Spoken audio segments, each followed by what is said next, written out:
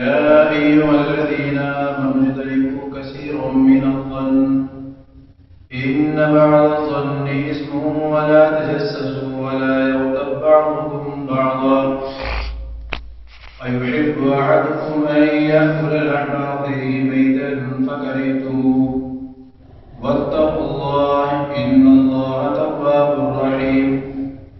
قال النبي صلى الله عليه وسلم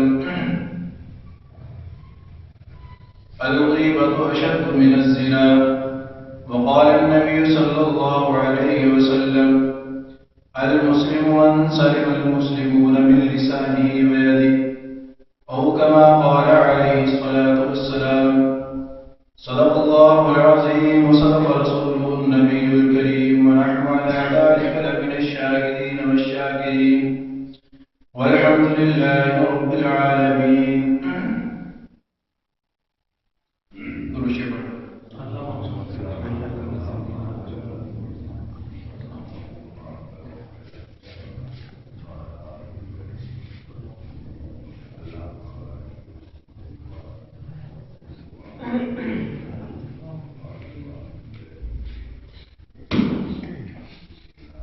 چھبیسواں پارہ ہے سورہ حجرات. اس کے اندر حق تعالی شاہ نے آداب مجلس نبوی صلی اللہ علیہ وسلم بھی بیان فرمائے ہیں اور آداب معاشرت بھی، اور ان عیوب کو بیان کیا ہے جو ہمارے معاشرے کے اندر فتنہ، فساد، لڑائی جھگڑے اور نفرتوں کو جنم دیتے ہیں. ان کی کراہت اور ان کی ممانعت بیان فرمائی ہے. بہت سارے ہیں، ان میں سے ایک عیب جس کے اوپر آج گفتگو مقصود ہے اس کے متعلقہ آیت مبارکہ میں نے تلاوت کی ہے، اور وہ گناہ غیبت جو ہمارے معاشرے میں بکثرت، بلکہ یوں کہا جائے کہ کوئی مجلس اس سے خالی نہیں ہوتی تو بھی کوئی بعید بات نہیں ہے. اس کے اوپر انشاءاللہ تھوڑی سی گفتگو ہوگی قرآن پاک کے آیات کے حوالے سے اور نبی صلی اللہ علیہ وسلم کے احکامات کے حوالے سے. نبی صلی اللہ علیہ وسلم نے ایک حدیث مبارکہ کے اندر ارشاد فرمایا کہ مجھے اس لیے بھیجا گیا ہے تاکہ میں اعلیٰ اخلاق کی تکمیل کروں. عبادات، طاعات، حق تعالیٰ کی فرما برداری اور اللہ کی طرف سے لازم کیے ہوئے فرائض واجبات، یہ آدمی کے اپنے ذاتی معاملات سے تعلق رکھنے والی چیزیں ہیں.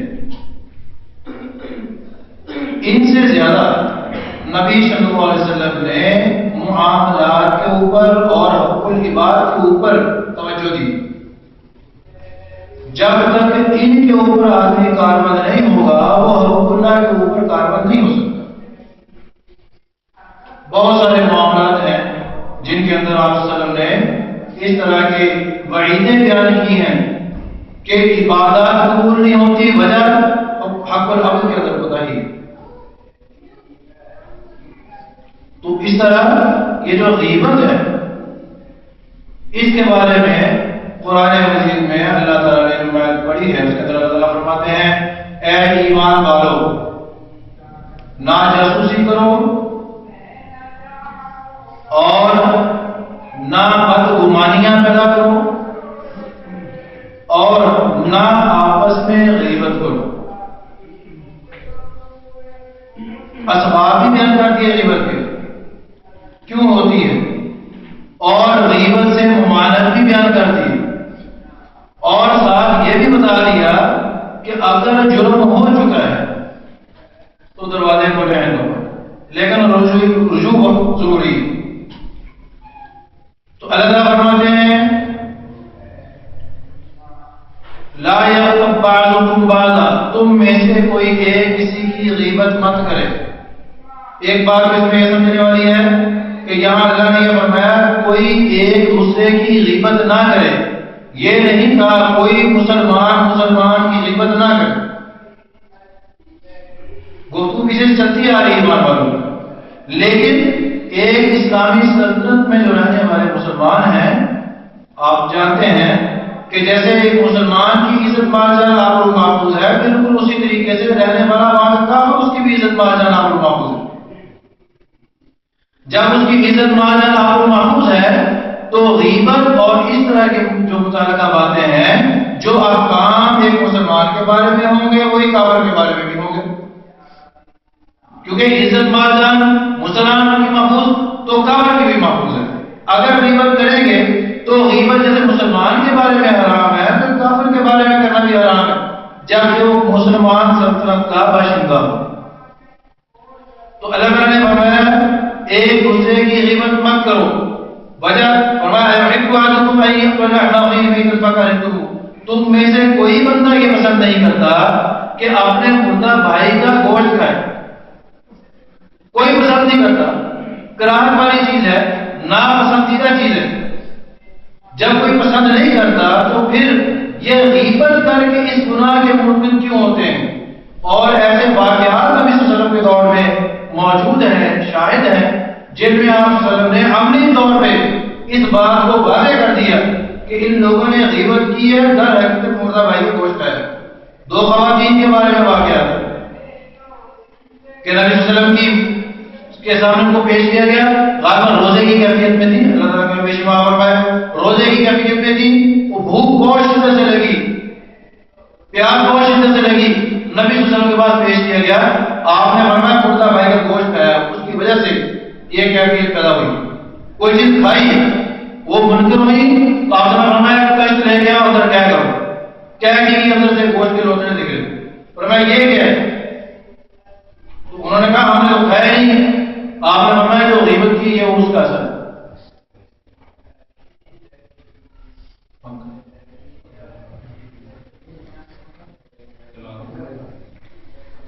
تو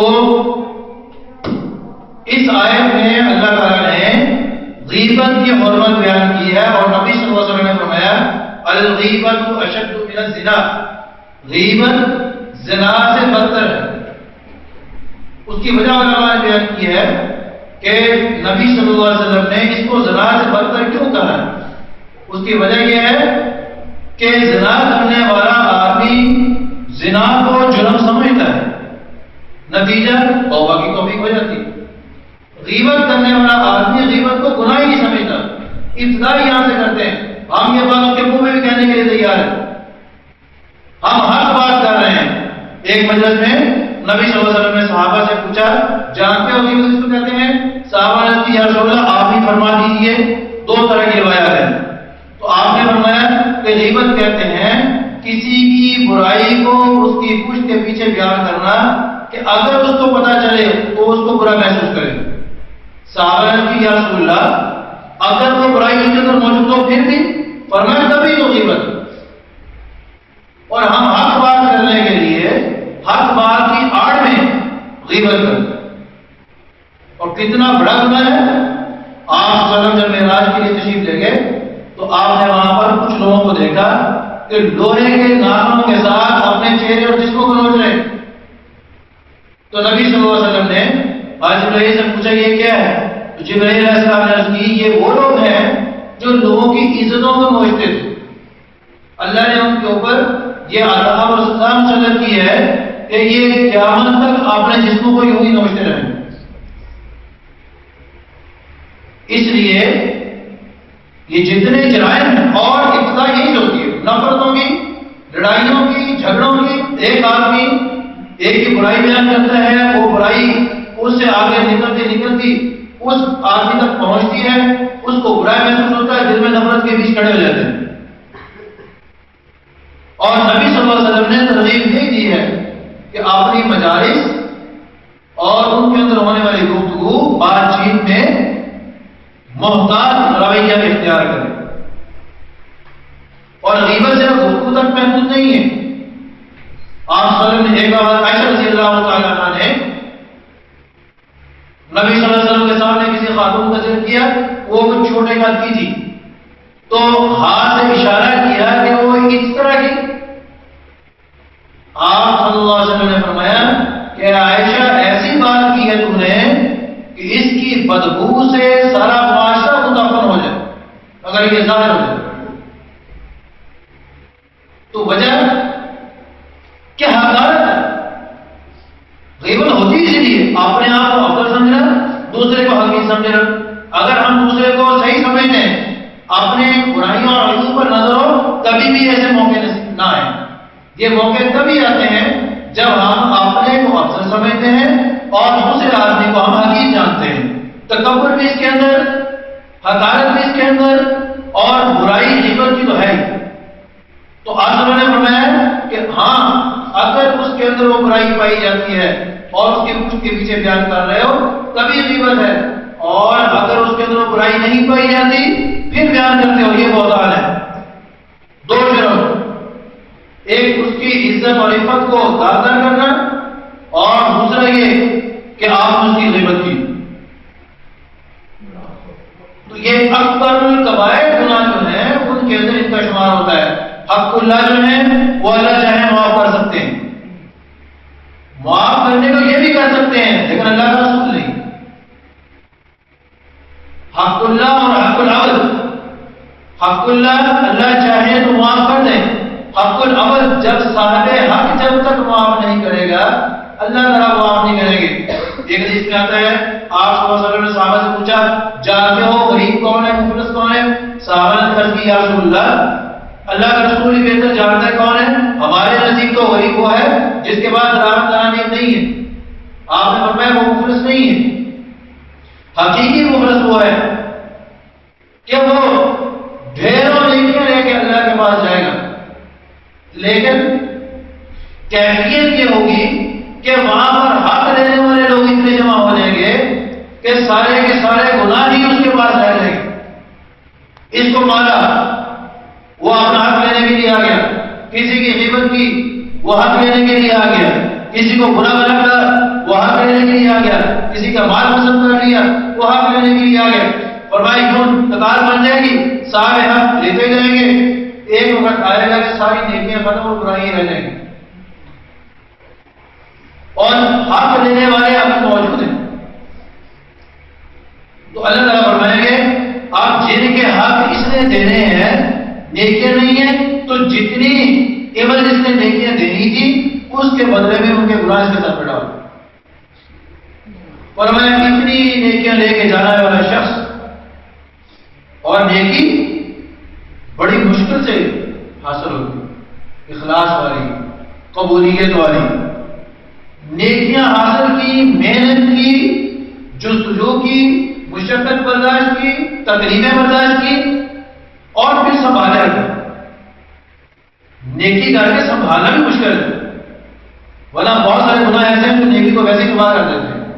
اب جو آدمی اتنی نیکیاں لے کے گیا ہے، اس آدمی نے نیکیاں کی، مقبول ہوئی، اور ان کو اس نے سنبھالے بھی رکھا، اتنی محنت والی زندگی گزار کے جب آخرت میں گیا ہے، لیکن معاملات میں کمزور تھا، ساری کی ساری نیکیاں ختم ہوئی اور گناہوں کا انبار رہ گئے، اور میں کو اڑا کے جہنم میں پھینک دیا۔ اس کی وجہ یہی، اور اس میں سب سے بڑا جرم جو ہے یہ غیبت والا، کوئی مجلس اس سے خالی نہیں ہوتی الا ماشاءاللہ، اور ابتدا ہر بات سے ہوتی۔ شیطان دھوکے باز، نفس اور شیطان انسان کے ساتھ لگے ہوئے ہیں، یہ انسان کو بڑے طریقے سے بہکاتے ہیں۔ جیسا آدمی ویسا شیطان اس کا رویہ اختیار کرتا ہے، پہلے حق بات کہلوانے کی کوشش کرے گا، فلاں آدمی ایسا آپ کی تعریفوں کے پھول باندھیں گے، تعریفیں کرنے کے بعد آہستہ آہستہ، لیکن یہ تھوڑی سی ایک بات ہے اس کے اندر، وہ وہیں سے کام شروع ہو جاتا ہے۔ ایک تابعی ہے، فرماتے ہیں کہ ایک دفعہ تابعی کہتے ہیں جس نے صحابی سے ملاقات کی ہو اور صحابی سے باقاعدہ علم لیا، وہ کہتے ہیں کہ میں ایک دفعہ ایک مجلس میں بیٹھا ہوا تھا، وہاں پر دینی مسائل میں گفتگو ہو رہی تھی، گفتگو ہوتے ہوتے بات دوسری طرف نکلی، کسی کی غیبت شروع ہو گئی، کہنے لگے میں چلا گیا، دوبارہ مسائل کی طرف شروع ہوئے، میں پھر آ گیا، پھر 3 دفعہ شروع ہوا۔ تیسری دفعہ میں نے کہا کہ بار بار آدمی، میں نے سوچا اٹھ کے آدمی جاتا اچھا نہیں لگتا، کہنے لگا میں بیٹھا رہا، اور غیبت شروع ہوئی۔ میں نے گفتگو میں حصہ تو نہیں لیا لیکن سن لی. کہنے لگے میں رات کو سویا، خواب میں ایک حبشی آدمی آیا، اس کے پلیٹ کے اندر گوشت پڑا ہوا تھا، وہ بھی کسی حبشی کا تھا. اس نے کہا کھاؤ اس کو. میں نے وہ یاد کر پوچھا، کہنے لگے میں نے خواب میں محسوس کیا. میں نے کہا کہ یہ تو مردہ آدمی کا گوشت ہے. اس نے کہا دن کو کون سا نیک کام کیا ہے؟ دن کو بھی تو نے یہی کام کیا ہے، اس کو کھانا پڑے گا. وہ کہتے ہیں کہ مجھے اس میں لٹا کے خواب کے اندر زبردستی جبرن میرے منہ کے اندر وہ گوشت ٹھونسا، میری آنکھ کھل گئی. تو میرے چہرے پہ جسم پہ پسینے کے آثار تھے. اس کے بعد کافی دنوں تک فرماتے ہیں میں کھانے کا لقمہ اٹھا کے جب منہ کے قریب کرتا تھا وہی گوشت کی بدبو اس میں سے آتی تھی.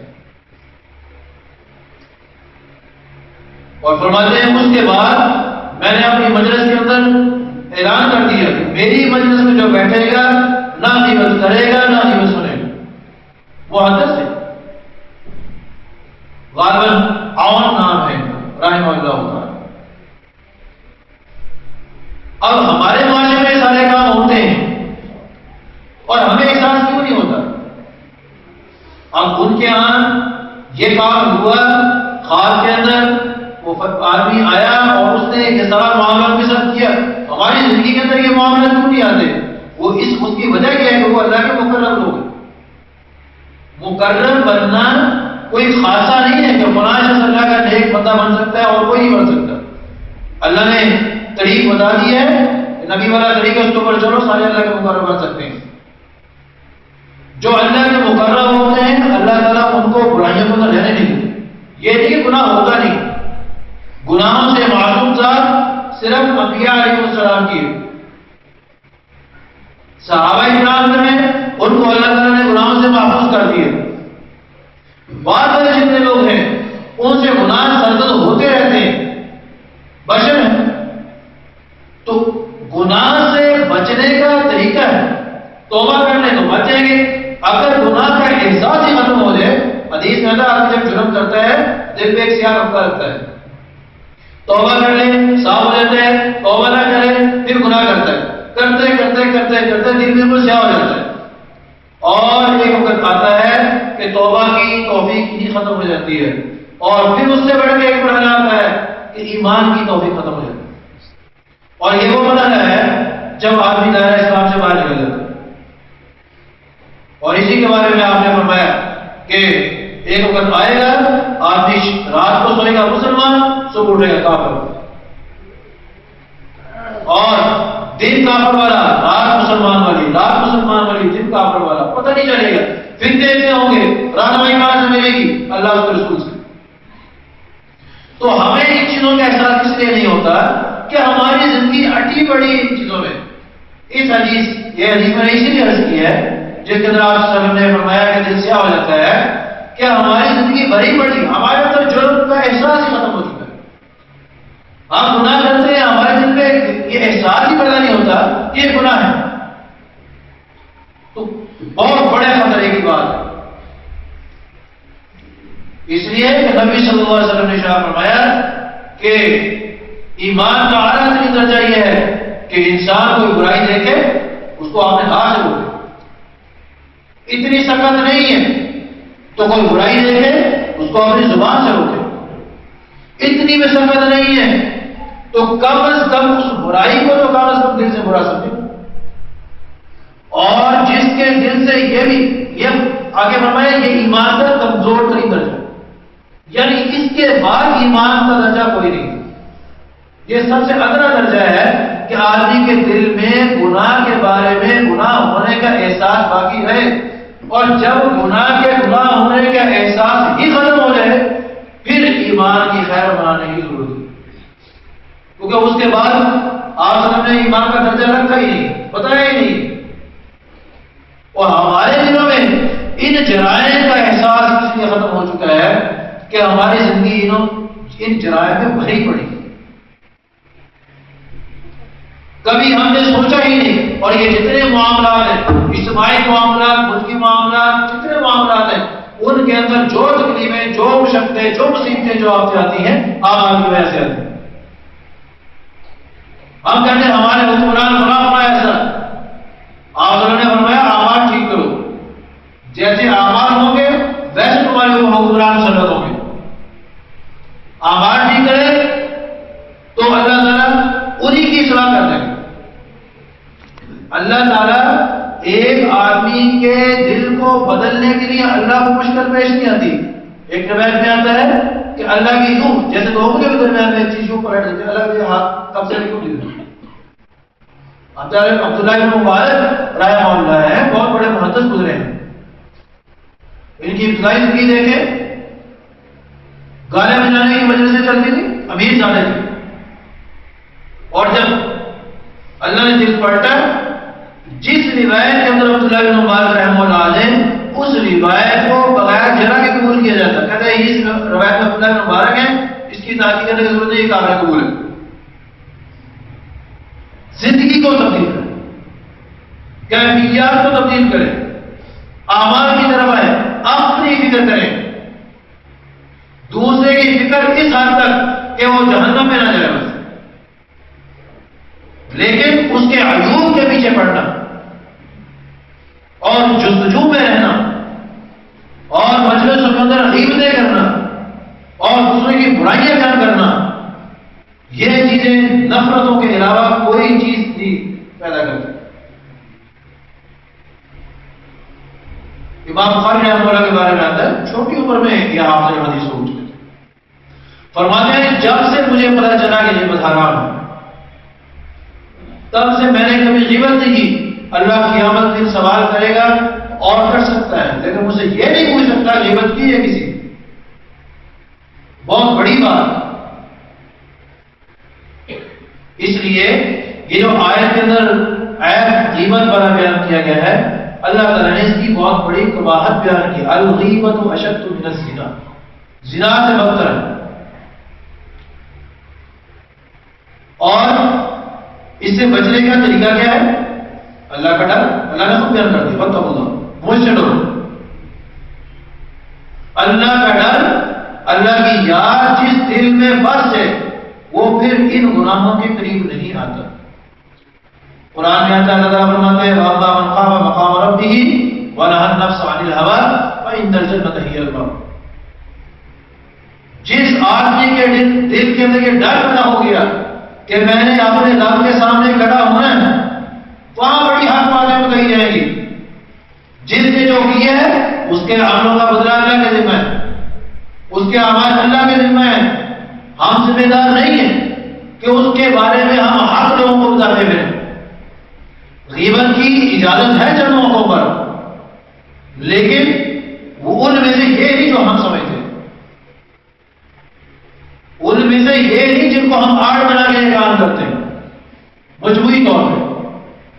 فرمایا جس کے دل میں یہ ڈر پیدا ہو گیا کہ میں نے رب کے سامنے کھڑا ہونا ہے اور اس کو جواب دینا ہے، وَنَهَى النَّفْسَ عَنِ الْهَوَىٰ، یہ ڈر اس کی خوبی ہے، اللہ کے ڈر کی خوبی یہ ہے کہ یہ آدمی کو خواہشات کے پیچھے چلنے سے روکتا ہے۔ فرمایا اللہ کا ڈر، کھڑے ہونے کا ڈر اللہ کے سامنے اور خواہشات سے رکنا، یہ دو کام جس کے ہو گئے فَإِنَّ الْجَنَّةَ هِيَ الْمَأْوَىٰ، جنت اس کا ٹھکانہ ہے۔ اور جب یہ ڈر دل میں پیدا ہو جائے پھر انسان اپنے بارے میں فکر کرتا، دوسروں کی فکر چھوڑ دیتا۔ ایوب کے بارے میں اصلاح کی ذمہ داری ہے، لیکن اصلاح برائے اصلاح ہونی چاہیے، اصلاح برائے تنقید نہیں ہونی چاہیے۔ ہمارے استاد محترم فرمایا کرتے تھے، فرماتے تھے بات حق نیت سے حق طریقے سے کہی جائے تو اثر ضرور رکھتی ہے۔ ہماری باتوں میں تینوں میں سے کوئی چیز نہیں ہوتی جس کی وجہ سے لڑائیاں شروع ہو جاتی ہیں، یا بات ہم حق نہیں کرتے، حق بات ہوتی ہے ہم حق طریقے سے نہیں کرتے، نیت ہی نہیں ہوتی، اور حق بات، حق نیت، حق طریقہ، بات کہنے کا انداز ٹھیک نہیں۔ اصلاح کے بڑے پہلو طریقے ہیں۔ ثانی رحمہ اللہ کے بارے میں آتا ہے کہ ان کے پاس ایک آدمی ملنے کے لیے آیا میلے کچالے کپڑے تھے، انہوں نے اپنے پاس جو خادم بیٹھے ہوئے تھے صاف ستھرے کپڑے پہنے، وہ کہنے لگے کتنی دفعہ تمہیں کہا ہے نہا لو صاف ستھرے ہو کے آئے ہو، اتنی بڑی مجلس نہیں ہوتی ہے، تم ویسے اٹھ کے آ جائے، تو اتنا عرصہ ہو گیا میرے پاس بیٹھتے ہوئے تمہیں ابھی تک پتہ نہیں چلا۔ اب ان سے بات کرنے والے چپ پہ ہو کے چلا گیا کہ یہ اچھے بڑے صاف ستھرے بیٹھے ہوئے ان کو کہہ رہے ہیں کہیں میری طرف دھیان نہ ہو۔ یہ ہے اسلام کہنے کا طریقہ۔ اب اس کا فائدہ کیا ہوا کہ وہ شخص گیا کپڑے بدل کے آ گیا۔ حسین کریمین رضوان اللہ تعالی عنہما ان کے بارے میں آتا ہے کہ ایک دفعہ کہیں پہ جا رہے تھے، ایک ضعیف العمر شخص تھے، وہ وضو کر رہے تھے، وضو کے اندر انہوں نے سنن کے اندر کوتاہی کر دی۔ اب دو بچے تھے دونوں، انہوں نے دیکھا کہ یہ آدمی کوتاہی کر رہا ہے، ان کو کہیں گے بڑی عمر کے ہیں برائی نہ محسوس کریں۔ ان کے بعد چلے گئے کہنے لگے کہ یہ ہم وضو کرتے ہیں، بچے ہیں، ہو سکتا ہے ہمارے وضو کے اندر کوئی غلطی ہو، آپ کے سامنے ہم وضو کرتے ہیں، کوئی کوتاہی ہو تو ہمیں بتا دیجیے گا تاکہ ہمارے وضو کی اصلاح ہو جائے۔ آپ مشورہ کر ہی رہے نماز کے لیے وضو۔ انہوں نے کہا ٹھیک ہے، ان کے ذہن میں تو بات نہیں کہ یہ بات کیوں کہہ رہے ہیں۔ آپ وہ چکے نبی کے نواسے تھے، تربیت نبی صلی اللہ علیہ وسلم نے حاصل کی ہوئی تھی، تو انہوں نے وضو کرنا شروع کیا۔ اب ایک ایک سنن مستحب ہر چیز کی رعایت کرتے ہوئے وضو کرنے لگے۔ جب وضو مکمل ہوگا تو انہوں نے کہا آپ کا وضو ٹھیک ہے، میرے وضو میں کوئی۔ یہ ہے حق طریقہ بات کہنے کا۔ ان چیزوں سے ہم عاری ہو چکے ہیں۔ ہم اصلاح کرنا چاہتے ہیں، لیکن اصلاح کے پیچھے بات کیا ہوتی ہے کہ آپ غلط ہیں اور ہم ٹھیک ہیں۔ یہ بات ہوتی نہیں ہے کہ میں بتا رہا ہوں اپنی بھی اصلاح مقصود ہے اور دوسرے کو یاد دہانی مقصود۔ حدیث میں آتا ہے آپ صلی اللہ علیہ وسلم نے فرمایا کہ لوگوں کے عیب تلاش مت کرو۔ غیبت کی ابتدا یہی سے ہوئی، فرمایا عیب تلاش مت کرو، لوگوں کے عیبوں کے پیچھے پڑو گے اللہ تمہارے عیبوں کے پیچھے پڑ جائے۔ اور فرمایا جس کے عیب کے پیچھے اللہ پڑ جائے اللہ اس کو گھر بیٹھنے سے نہیں کرتا۔ جتنے مرضی پردوں کے پیچھے اس کے عیب چھپے ہوئے ہوں اللہ کو ظاہر کر دیتے ہیں، نہ بھی عیب ہوں اللہ کیفیت ایسی پیدا کر دیتے ہیں کہ وہ خام ہی کسی الجھن میں مبتلا ہو کے بدنام ہو جاتا ہے۔ اور فرمایا جو کسی مسلمان کے عیب کو چھپاتے ہیں اللہ تعالیٰ اس کے عیوب کو چھپاتا ہے، اس دنیا میں بھی اور آخرت میں۔ اور آخرت کا خصوص فرمایا کہ آخرت میں اللہ تعالیٰ اس کے عیوب کو چھپاتا ہے، وہاں زیادہ ضرورت ہے جہاں ساری کائنات جمع ہوگی، کل کائنات انبیاء اور ہمارے خاندان کے سبھی لوگ وہاں پر جاننے والے سبھی جمع ہوں گے۔ اللہ فرمائے فلاں بن فلاں ادھر آ جاؤ، انہوں نے یہ عمل کیا دنیا میں۔ اس لیے ایسے اعمال جو ہیں جو آپس میں نفرتیں، عداوتیں، عداوتیں پیدا کرتے ہیں، ان اعمال سے بچنا چاہیے۔ اب یہ تو بات ہوگی اس کی کہ غیبت کے بارے میں قرآن اور حدیث میں احکامات جو بیان کیے گئے ہیں، اس کی حرمت کے بارے میں، اس کی قباحت کے بارے میں ان کا تذکرہ۔ اب بعض موقع ایسے ہوتے ہیں وہاں پر باتیں بتانی بھی پڑتی، غیبت کون سی بری کون سی جائز ہے، اس کے بارے میں تھوڑی سی پہچان اگر معاشرے میں ہو جائے تو بہت سارے پہلو سدھر جاتے ہیں۔ ہم جائز کر کے غیبت کو کرتے ہیں، بچتے نہیں۔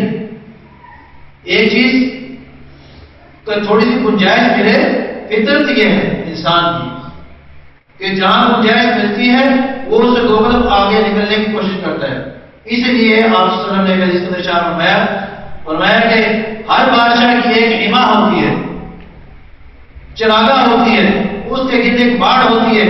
فرمایا اللہ نے جو حرام چیزیں کی ہیں ان کے قرب و جوار میں ایک باڑ لگائی ہوئی ہے، مشتبہ امور کی جن کے بارے میں پتہ نہیں چلتا یہ کریں یا نہ کریں۔ فرمایا جس کے بارے میں پتہ نہ چلے کریں یا نہ کریں، کھٹک پیدا کرے، فرمایا اس کے قریب مت جاؤ۔ کیوں؟ اس کے قریب جاؤ گے تو ایک وقت آئے گا کہ حرام کام میں مبتلا ہو جاؤ.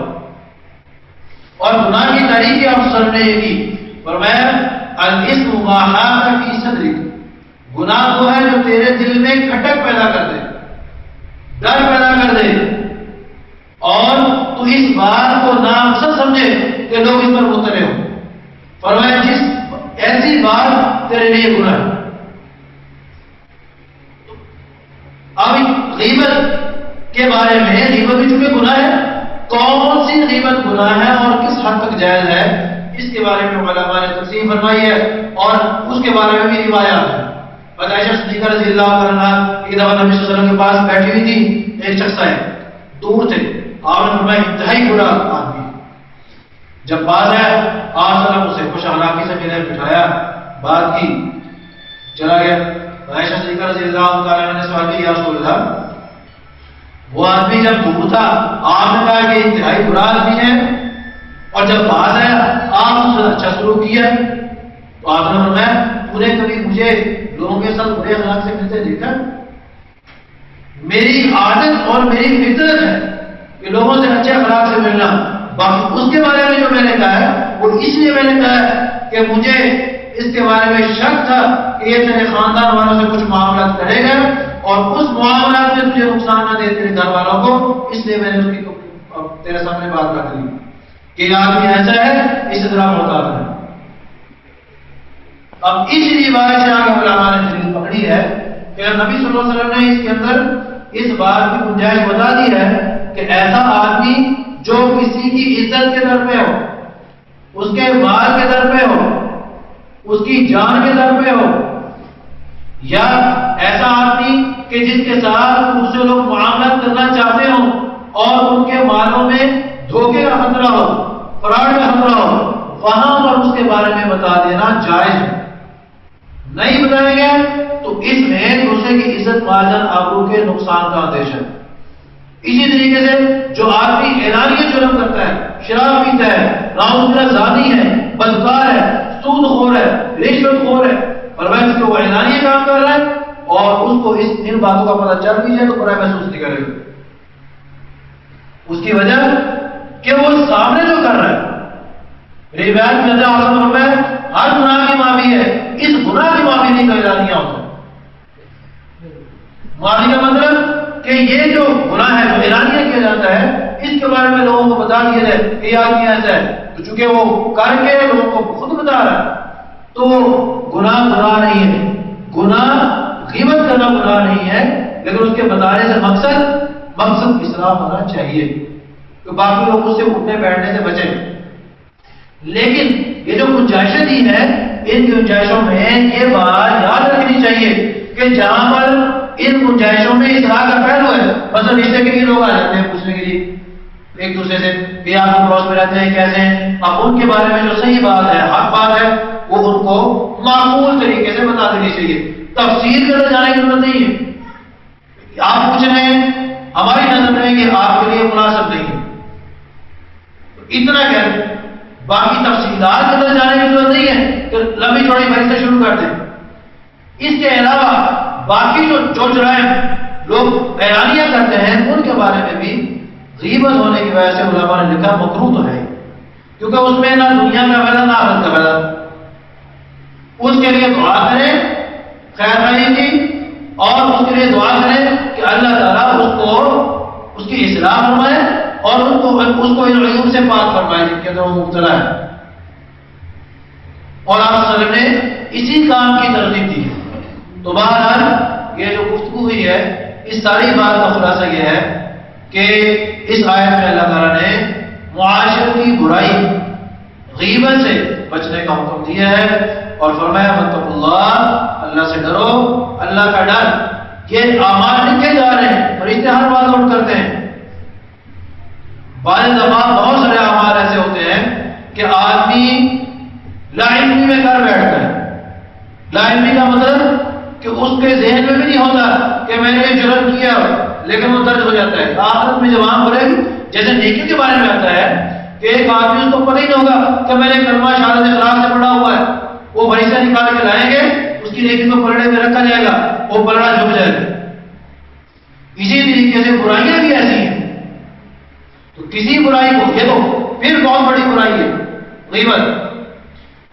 چھوٹی سے چھوٹی برائی اس کو چھوٹا سمجھ کے نہیں کرنا چاہیے، کیونکہ جس کو چھوٹا سمجھ کے کریں گے وہ برائی بڑی ہوتی ہے. گناہ کبھی چھوٹا نہیں ہوا کرتا. جس کو چھوٹا سمجھیں گے وہ گناہ اس کے اوپر جب چھوٹا سمجھ کریں گے عادت پڑ جائے گی کبھی. اور جس گناہ کے اوپر اصرار ہو جائے کرنے کا وہی گناہ کبیرہ گناہوں میں شامل ہو جاتا ہے. کبیرہ گناہ جو متعین ہیں بڑے بڑے وہ بھی ہیں، ان میں یہ بھی ہے کہ آدمی صغیرہ گناہوں پر اصرار کرے. اس لیے بہترین طریقہ جو علماء نے لکھا ہے، قرآن میں اللہ نے بتایا ہے، نبی کی روایات سے جو معلوم ہوتا ہے، اپنے اعمال کی اصلاح کریں. اپنے بارے میں سوچیں کہ ہمارے اندر کتنے عیب ہیں اور عیوب کو دور کرنے کی کوشش کریں. اور اگر پہلے کوئی معاملات ہو چکے ہیں ایسے غیبت والے یا گناہ والے، واتقوا اللہ، اللہ فرماتے ہیں توبہ کرو. اور میں بہت زیادہ توبہ قبول کرنے والا ہوں.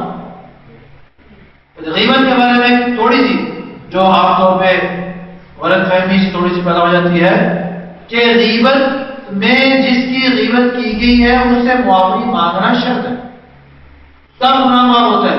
لیکن یہ معافی کب مانگیں گے؟ کچھ غیبت ایسی ہوتی ہے کہ آدمی نے کسی کے سامنے کسی کی برائی بیان کی، وہ برائی جس کے سامنے بیان کی ہے، جس کی ہے اس تک وہ بات نہیں پہنچی، تو علماء نے لکھا ہے یہ معاملہ توبہ سے حل ہو جائے. اس میں اس آدمی کے پاس جا کے معافی مانگنے کی ضرورت نہیں، کیونکہ حدیث میں ہے کہ وہ بات آپ کر رہے ہیں اس کو سنیں اور اس کو تقریب ہو، یہ غیبت ہے، یہ بھی غیبت. لیکن جب یہ بات اس تک پہنچی نہیں ہے تو یہاں پر اللہ سے اپنا معاملہ صاف کر لیں، یہ گناہ معاف ہے. لیکن جس کے سامنے کی ہے اس کے سامنے جا کے اپنی بات کی تکذیب کریں، یہ شرط. اور جو بات ایسی کہ آپ نے غیبت کی کر دی اور اس حالت تک پہنچ گئی، وہ جب تک وہ معاف نہ کرے معافی نہیں ہوتی. اب بعض دفعہ ایسے ہوتا ہے کہ جس کی غیبت کی وہ دنیا میں نہیں رہا بندہ، اس کا حال نبی صلی اللہ علیہ وسلم نے خود بیان فرمایا، فرمایا جس کی غیبت ہو گئی وہ دنیا میں نہیں رہا، فوت ہو گیا، دنیا سے چلا گیا، اور میں اس کے لیے توبہ استغفار کروں، اس کے لیے دعائیں مغفرت کرو، اس کے لیے سارے ثواب کرو. اللہ تعالیٰ اسی کی برکت سے تمہاری گناہوں کو، کمی غلطیوں کو اور اس غیبت والے گناہوں کو اللہ تعالیٰ معاف کر دے. رحمت بہت وسیع ہے، اللہ نے کوئی دروازہ بند نہیں کیا، لیکن اس طرف قدم اٹھانے پڑے. اور کتنی رحمت وسیع ہے، اللہ فرماتے ہیں چل جاؤ میں دوڑ کے ہوں. میری رحمت اتنی وسیع ہے، قدم اٹھانے کی کوشش کرو، دروازے کھلے ہوئے. ایک آدمی ساری زندگی کلمہ کفر اختیار کرتا ہے، کفر کرتا ہے، اور مرنے سے چند لمحے پہلے رضا کا وقت نہ ہو، اس سے چند لمحے پہلے اس نے توبہ کر لی، ساری زندگی گناہ. ایک غالباً بنی اسرائیل قوم کا واقعہ تھا، مشہور ہے واقعہ، واللہ اعلم بالصواب، اس کی حقیقت کہاں تک ہے لیکن مشہور ہے، عام طور پہ بیان کر دیا جاتا ہے. ایک آدمی یا سنم کہا کرتا تھا خود کو. ایک نماز کہتے کہتے اس کی زبان سے یا سبق نکل گیا. اللہ تعالیٰ نے فرمایا پتا میرے بندے کیا چاہتے، بھولے نہیں آ گیا. ہماری رحمت ختم نہیں ہوئی، محدود نہیں ہے، لیکن رحمت کی امید پہ غلط کام کرنے کی بھی اجازت نہیں. یہی سے غلط فہمیاں پیدا ہو جاتی ہیں. حدیث میں آتا ہے آپ صلی اللہ علیہ وسلم نے فرمایا انتہائی بیوقوف شخص ہے، من چاہی زندگی گزارتا ہے اور اللہ سے لمبی لمبی امیدیں مانگتا ہے.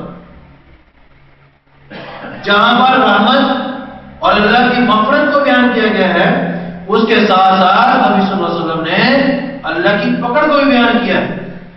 بنی اسرائیل میں ایک خاتون نے بلی کو باندھ دیا، پیسے مار گئی، اللہ نے اس کی وجہ سے جہنم میں ڈال دیا. ایک محدث ہے، ان کا انتقال ہو گیا، دوسرے تھے، انہوں نے خواب میں دیکھا، ان کو کہانی بتائیں کیسی گزری. انہوں نے کہا گزرنی کیا تھی.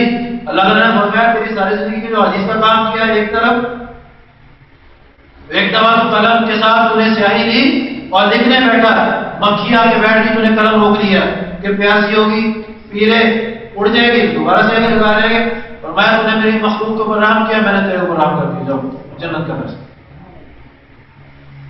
رحیم اتنے ہیں، کریم اتنے ہیں، لیکن اگر اس کی رحمت کو آڑ بنا کے اگر ہم گناہ کی طرف جرأت کریں گے تو پھر اللہ تعالیٰ کی صفتوں میں سے جبار اور قہار بھی ہے، پکڑ بھی بڑی سخت ہے، مہلت دیتے ہیں اللہ تعالیٰ، ملتی رہتی ہے، بعض دفعہ مہلت دیتے ہیں کہ آدمی توبہ کی طرف آ جائے، اور بعض دفعہ مہلت ملتی ہے کہ اللہ تعالیٰ اس کو بالکل ڈھیل دے دیتے ہیں، اور اس کے بعد جب پکڑ آتی ہے پھر معافی نہیں ہوتی، لاکھ توبہ کر لیں، کیونکہ وہ عذاب یا نظر ہو کے جب آ جاتا ہے پھر توبہ کی توفیق ملتی نہیں ہے، ہو بھی جائے قبول نہیں ہوتی۔ فرعون جب ڈوبنے لگا، اس نے کہا آمنت برب موسیٰ وہارون، اللہ نے فرمایا بند کر دو، اب آمنت برب موسیٰ وہارون، سامنے قبول نہیں۔ بڑی زندگی مل گئی، بڑی تنبیہات آئیں، بڑی تعلیمات آئیں، اس کے بعد وہ وقت تھا تب اس نے نہیں قبول کیا، اب موت کے آثار تاری ہونے کے بعد دروازہ بند ہو جاتا ہے۔ اب اس کے بعد جب قیامت قائم ہوگی، روایت میں آتا ہے جب سورج مغرب کی طرف سے چڑھے گا، شروع ہوگا، تو لوگ دیکھیں گے تو ان کو یقین ہو جائے کہ قیامت آ گئی، بہت سارے لوگ کلمہ پڑھنا شروع کر دیں گے، تو اس میں کلمہ پڑھنا نہیں ہو۔ اس لیے اللہ نے مہلت دی ہے، اللہ کی رحمت کی وجہ سے، نبی کی دعاؤں کی بدولت ہم بچے ہوئے ہیں، ورنہ پہلی امتوں کے اندر ہر گناہ آدمی کی پیشانی میں ہوتا تھا، نبی صلی اللہ علیہ وسلم کی دعاؤں کی بدولت ہم بچے ہوئے ہیں، تو اللہ نے مہلت دے دی ہے توبہ میں، ان اعمال سے بچیں، اپنے اعمال کی اصلاح کریں۔ نبی صلی اللہ علیہ وسلم میں المسلم من سلم المسلمون من لسانه ويده، مسلمان وہ ہے جس کے ہاتھ اور زبان سے دوسرا مسلمان محفوظ رہے، جس کے ہاتھ زبان سے دوسرا مسلمان محفوظ نہیں ہے وہ مسلمان کامل نہیں ہے۔ ہاتھ سے کسی کو تکلیف پہنچاتا ہے، زبان سے تکلیف پہنچاتا ہے، زبان سے غیبت بھی ہے، برا بھلا کہنا بھی ہے، گالی دینا بھی، سبھی شامل ہیں۔ نبی صلی اللہ علیہ وسلم نے عمر فاروق رضی اللہ عنہ کو فرمایا حجر اسود پہ جاؤ، رش ہو تو حجر اسود کے پاس مت جانا، اس لیے تو طاقتور آدمی ہے، لوگوں کو تکلیف ہو، اور کعبہ کو جاؤ، آپ صلی اللہ علیہ وسلم نے موقع پر مخاطبہ کر فرمایا اے کعبہ تیرا تقدس، تیرا احترام مان تو بہت بڑا ہے، لیکن ایک مسلمان کی عزت مال جان آپ کو سے زیادہ بڑا ہے۔ کعبہ کو دماغ کر کے آپ نے اشارہ فرمایا ایک مسلمان کی عزت مال جان آپ فرمایا کہ تجھ سے بڑھ کر ہے، اور جو غیبت آدمی کرتا ہے اس کی عزت اور آپ سے کھیلتا ہے۔ ہم یہ سوچتے نہیں ہیں کہ نبی نے کتنا مقام اور احترام ایک مسلمان کو دیا، اور ہم لوگ اس کو چند لفظوں میں پامال کر دیتے ہیں۔ اس کا حدیث کی تشریح سے، روح سے، الفاظ سے یہ مفہوم سمجھ آتا ہے کہ جو آدمی غیبت کرتا ہے وہ بیت اللہ کو گراتا ہے، اس کو گرانے کی جرات کرتا ہے، بلکہ اس سے بڑھ کر۔ اور ہمارے اکابرین کیا ہے، کوئی بیت اللہ کے بارے میں اتنا سی بات کہے مارنے کے لیے تیار ہو جاتے ہیں کہ شاعر اللہ کی توہین، کعبہ اللہ کی توہین ہم برداشت نہیں کرتے۔ نبی نے کہا مسلمان کی حرمت سے بڑھ، اس لیے اس گناہ سے بچیں۔ یہی واحد ذریعہ ہے مسلمانوں کے اندر اتحاد پیدا کرنے کا۔ جب تک مسلمان کے اندر اتحاد نہیں ہے تب تک مسلمان دنیا میں عزت سے نہیں جی سکتا، یہ تکلیفیں مصیبتیں آتی رہیں گی، دشمن ہمارے سر پہ سوار رہے گا۔ اللہ تعالیٰ قرآن میں ہمیشہ فرماتے ہیں ایمان والو آپس میں جھگڑو مت، اگر جھگڑو گے تمہاری ہوا اٹھ جائے گی، تمہارا روح کافروں کے دلوں سے نکل جائے گا۔ اور جھگڑے کب شروع ہوتے ہیں؟ انہی باتوں سے، نفرتوں سے، ایک دوسرے کے عیوب ڈھونڈنے سے، اس کی برائیاں بیان کرنے سے آپس میں نفرتیں پھیلتی ہیں، اور نفرتیں دشمنیوں کی جنم دیتی ہیں، اور یہی چیزیں آخرت تباہ کر دیتی ہیں اور دشمن کو ہمارے سر پہ سوار ہونے کا موقع دیتی ہیں۔ اللہ تعالیٰ سے ہے کہ جو کاش ہو گیا اللہ تعالیٰ سے کبھی بیشی معاف فرمائے، اور جو حق بات ہے اس کو پرامن کرنے کی توفیق عطا فرمائے۔ وآخر دعوانا الحمدللہ رب العالمین۔